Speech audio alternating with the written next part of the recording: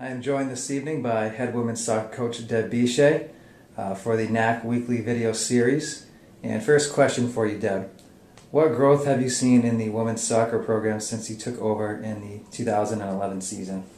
Yeah, great growth that we've seen. One of the biggest pieces is trying to create a competitive culture on our team, which I think we are starting to really establish over the last few years, mostly with the growth of our, they were first-year students in 2011, and now our seniors today, and they've left a mark for us moving forward in terms of our commitment as a team, and that's resulted in some positive performances. I think that we've improved our play over the last 4 years, and it's our hope to continue to improve our play, both in practices and in games, but also in off-the-field activities in terms of our community service and academically. Yeah, absolutely. And after this season, finishing 5-12, tough end to the season this year. So how will you be, looking to improve upon that and build forward into next season? Sure. I think one of the things that is really important to know about that 5-12 season is that we have competed against some really strong opponents. The conference in general for women's soccer has just improved and has created greater and greater parity. So as we continue to improve, the conference continues to improve. So we'll really need to take steps and huge steps moving forward just in what we're doing in the off-season and making sure that we've committed to our off-season programming, but also with our recruiting. Like I mentioned before, we have 6 seniors to replace for next year, and so we'll need to do that, and have been very aggressive with our recruiting. Thing that we'll really need to try to look to do a little bit more of in the future, just continue to score more goals and create opportunities where we're scoring more goals. I think sometimes this past year we were a little bit too unselfish at times, and didn't take the opportunities that we could have, but that doesn't indicate how we have performed as a team. We have several players that we're really going to rely on heavily next year to help us and lead us in that direction, and with hopefully a good recruiting class, we'll move forward in a positive way. Excellent.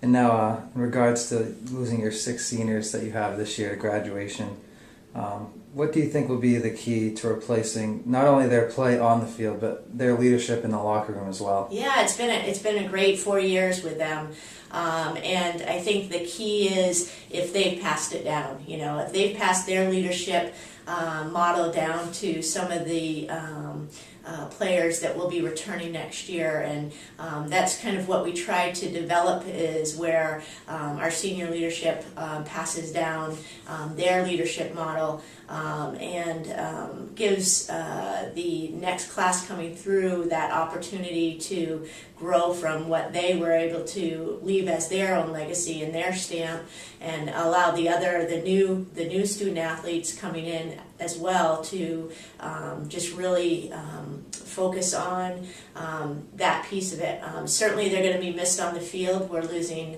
2 in every position, basically. And so it'll be really interesting to see what we have coming in. I think the big key for that is going to be right at the beginning of the season and preseason, that we come together as a team and develop a real positive team chemistry, but also, again, refocus on our culture of competitiveness. Absolutely. And lastly, so what would you consider the highlight or best moment of the season for your team this year? Yeah, so a lot of them. There were a lot of them there. I can pick 2, and one was something that happened during preseason. We were actually had the opportunity to go off campus and do a community service project together as a team.